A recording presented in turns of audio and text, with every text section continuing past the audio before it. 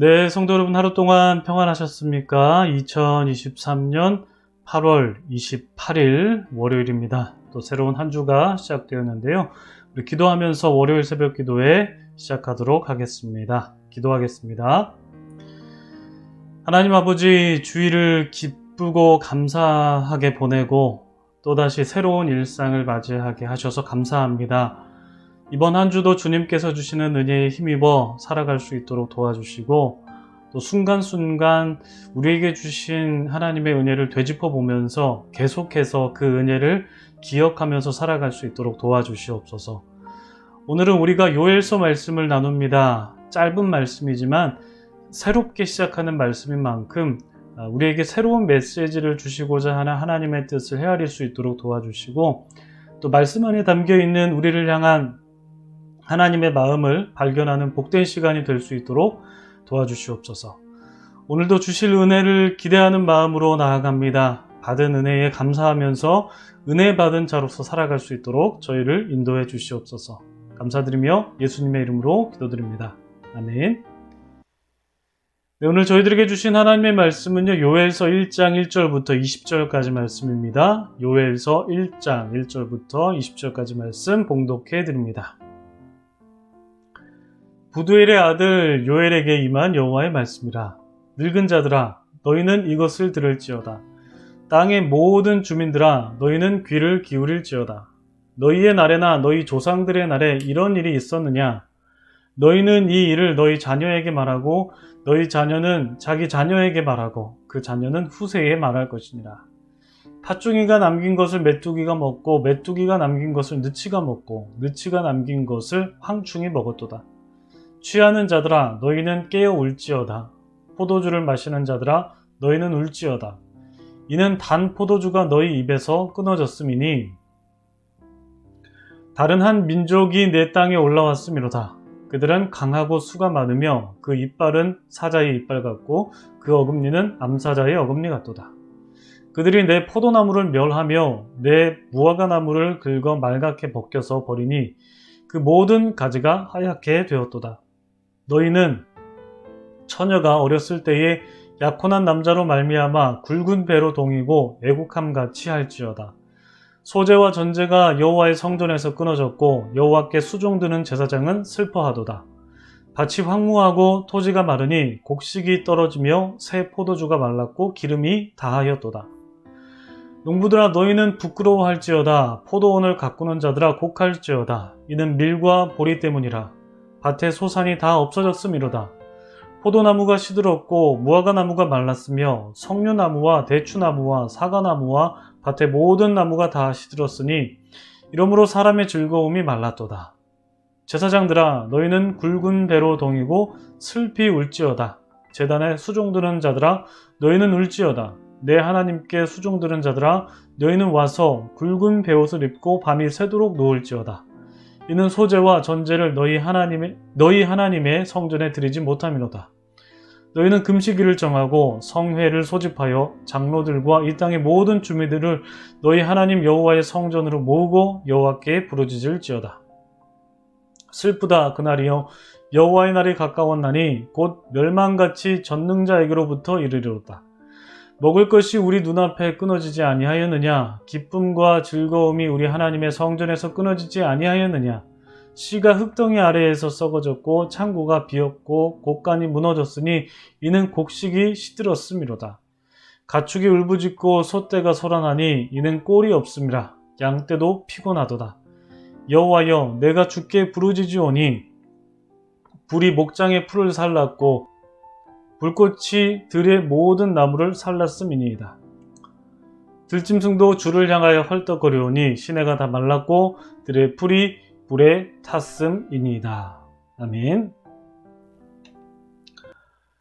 네, 참 좋으신 우리 주님의 크신 은총이 우리 토론토 한인장로교회 모든 분들 가운데 오늘도 함께 하시기를 주님의 이름으로 축복합니다. 네, 좋은 월요일 맞이하셨습니까, 여러분? 우리가 오늘부터 목요일까지 요엘서를 나눕니다. 3장밖에 되지 않은 짧은 선지서인데요. 이 요엘서를 나눌 때 하나님께서 우리에게 어떤 말씀을 해주시는지 우리가 말씀에 귀 기울이면서 요엘서 말씀을 나누기를 원합니다. 오늘은 첫 시간이기 때문에 요엘서에 대한 짧은 개론에 대해서 말씀을 해드리고 본문 몇 구절 살펴본 다음에 말씀을 마치도록 하겠습니다. 개론에 대해서 말씀해 드리겠습니다. 이 요엘서는요, 요엘이라는 선지자가 하나님의 말씀을 받아서 선포한 메시지입니다. 이 요엘이라는 사람의 이름의 뜻이 있습니다. 이 요엘이라는 이름의 뜻은 무엇이냐면 바로 여호와는 하나님이시다 라는 뜻입니다. 여호와는 하나님이시다. 너무나 당연한 말인 것 같죠? 여호와는 하나님.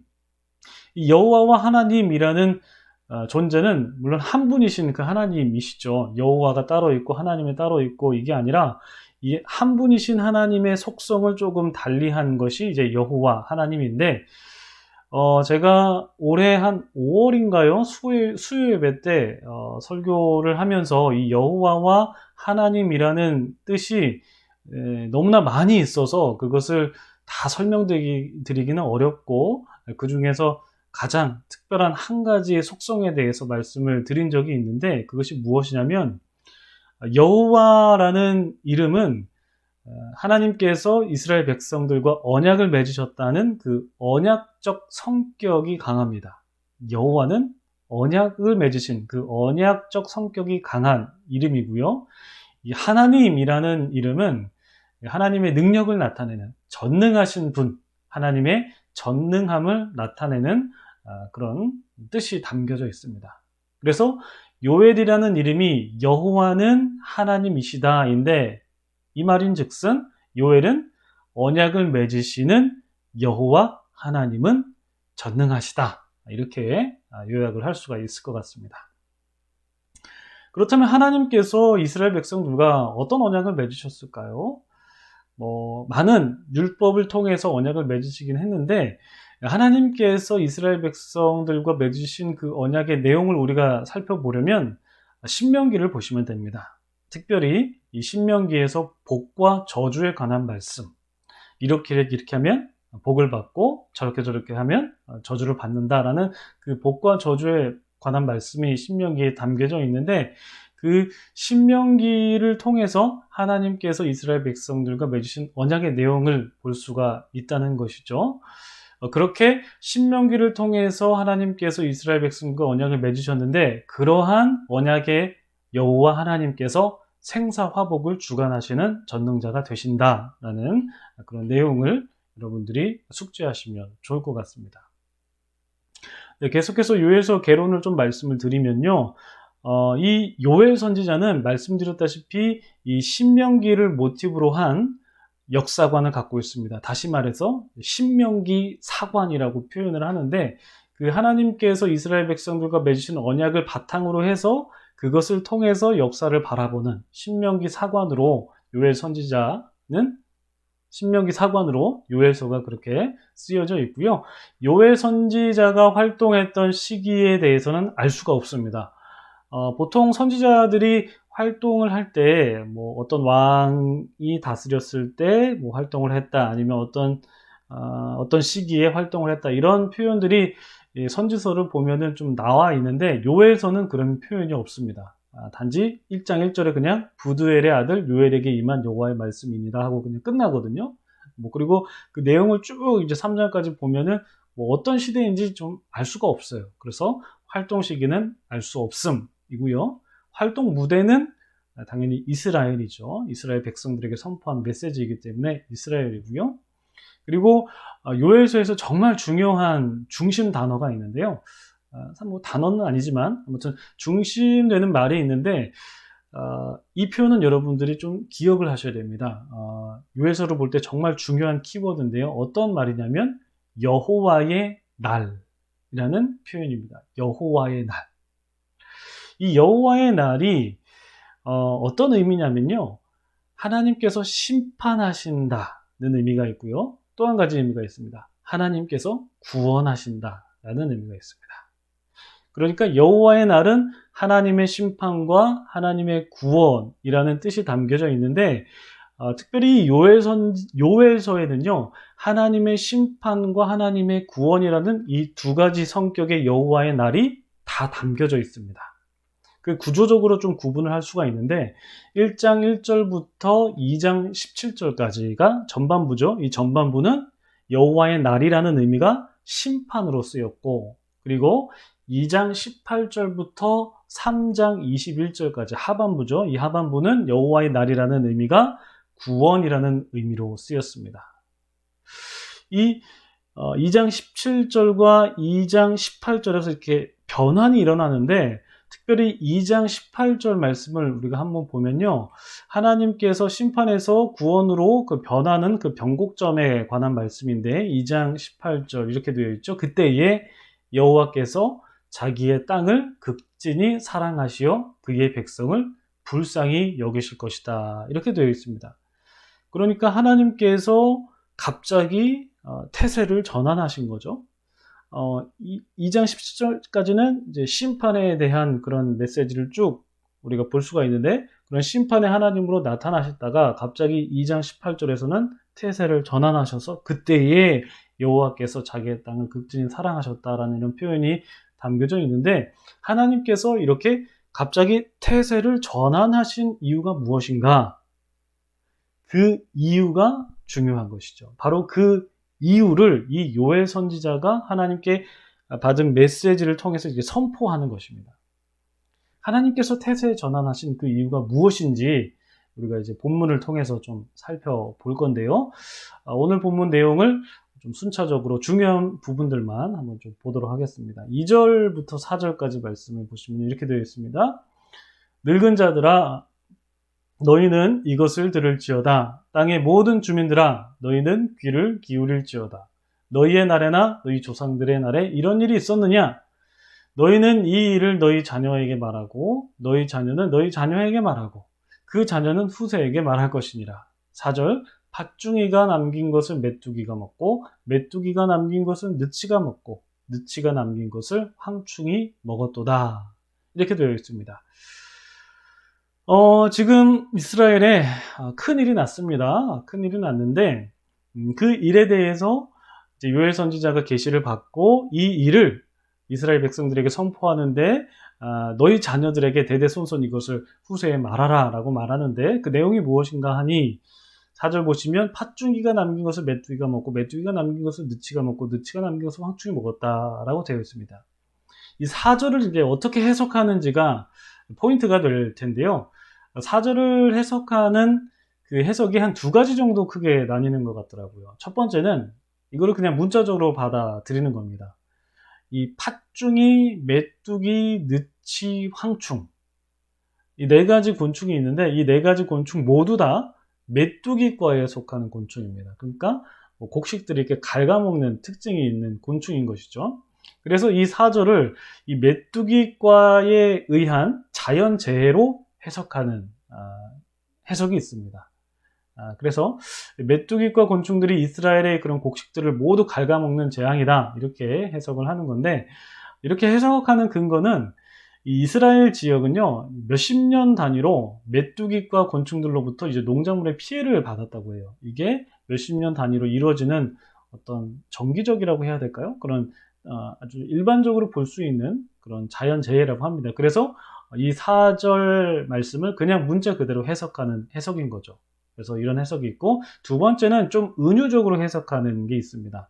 이 팥중이, 메뚜기, 느치, 황충을 그냥 문자적으로 보지 않고 이것을 은유적으로 봐서 이것이 의미하는 것과 바로 강대국이라고 그렇게 보는 것이죠. 그래서 열강들이 이스라엘 땅에 침입하게 됨으로써 그것이 황폐하게 되었고, 그 황폐하게 됨으로써 그들의 곡식들이 다 사라지게 된 것을 나타내는 것이다 라고 그렇게 은유적으로 해석하는 해석이 있습니다. 직접적인 해석, 은유적인 해석 두 가지 있는데요. 이 두 가지 해석을 무엇이 맞다, 무엇이 틀리다 이렇게 볼 수도 있겠지만, 그렇지만 이 두 가지 해석을 그냥 다 받아들일 수도 있을 것 같아요. 중요한 건 이스라엘 그 땅에 지금 먹을 것이 없는 그런 재앙이 있었다라는 것이 포인트이기 때문에, 그것이 진짜 곤충 때문에 그런 건지 아니면 열강들에 의해서 그런 건지 해석이 갈릴 수 있겠지만, 아무튼 지금 상황이 조금 어려운 상황이다. 특별히 곡식 때문에 이스라엘 백성들이 어려움을 겪고 있다. 이 포인트를 그냥 갖고 가시면 될 것 같습니다. 네, 그래서 5절을 보시면요. 이들의 어려움이 조금 자세히 표현이 되어 있는데요. 5절 제가 한번 읽어보겠습니다. 취하는 자들아 너희는 깨어 울지어다. 포도주를 마시는 자들아 너희는 울지어다. 이는 단 포도주가 너희 입에서 끊어졌습니다. 그러니까 지금 이스라엘 땅에 뭐 곡식도 없고 포도주도 없는 그런 재앙에 처하게 됐으니까 백성들이 지금 먹는 즐거움이 지금 사라진 것입니다. 먹는 즐거움을 잃어버린 백성들을 묘사하고 있는 게 바로 5절이고요. 그리고 9절을 보시면 이런 말씀이 되어 있습니다. 소제와 전제가 여호와의 성전에서 끊어졌고 여호와께 수종드는 제사장은 슬퍼하도다. 소제가 무엇이죠, 여러분? 소제는 곡식으로 드리는 제사죠. 전제는 무엇일까요?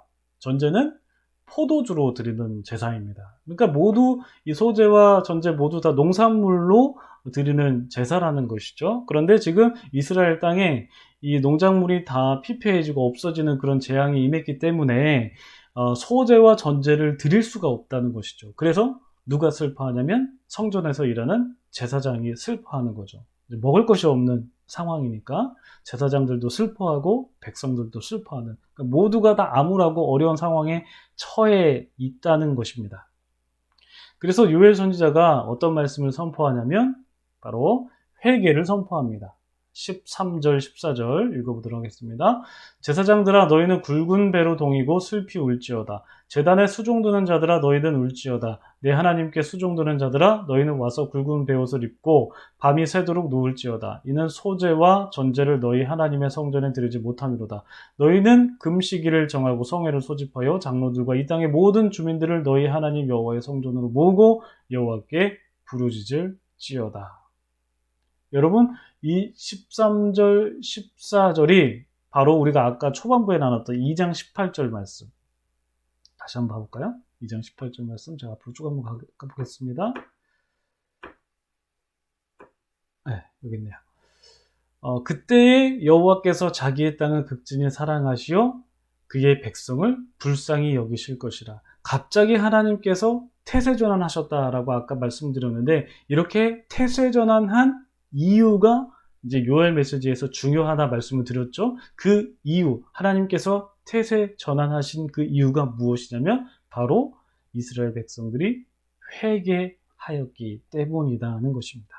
그러니까 요엘 선지자가 이스라엘 백성들에게 전하고 싶은 정말 주된 메시지는 회개라는 것입니다. 여호와의 날, 심판의 날이 임했으니까 너희들이 회개를 해야 된다. 제사장들아 너희는 굵은 배로 동이고 슬피 울어야 된다. 제단에 수종드는 자들아 너희는 울어야 된다. 정말 부르짖으면서 하나님께 회개하며 나아가야 된다 라고 지금 요엘 선지자가 선포하고 있는 것입니다. 이런 회개의 메시지가 내일 본문에서도 계속 이어지거든요. 그래서 요엘 선지자가 이 여호와의 날이라는 개념, 이 두 가지 의미, 그 심판과 구원이라는 그 의미를 담고 있는 여호와의 날이라는 개념을 끌고 와서 이스라엘 백성들에게 하고 싶은 본질적인 메시지는 회개하라 입니다. 여러분, 그래서 오늘 우리가 이 말씀을 보면서 우리의 삶 속에서도 하나님께 감사 기도를 드리기도 하고 그리고 또 우리가 기뻐하며 하나님께 나아가는 그런 예배를 드리기도 하고 참 그렇게 하나님의 은혜에 감사하는 어떤 그런 표현도 하지만 우리가 항상 우리 자신을 되돌아보면서 하나님께 회개할 것은 없는지를 우리가 한번 점검해보는 자세도 참 필요하다는 것을 생각하게 되는 것 같습니다.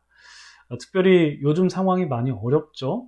기후변화로 인하여서도 여러 나라에서 많은 어려움을 겪기도 하고, 그리고 또 경제적으로도 어렵고, 많은 어려움이 좀 복합적으로 그렇게 걸쳐져 있는데, 어려운 상황일수록 우리의 모습을 다시 한 번 더 되돌아보면서 우리가 하나님께 회개할 것은 없는지, 우리 인류가 좀 다시 되돌아봐야 될 부분은 없는지를 우리가 한번 생각하면서 하나님께 회개 기도하는 그런 시간을 갖도록 하겠습니다. 우리 함께 기도하도록 하겠습니다.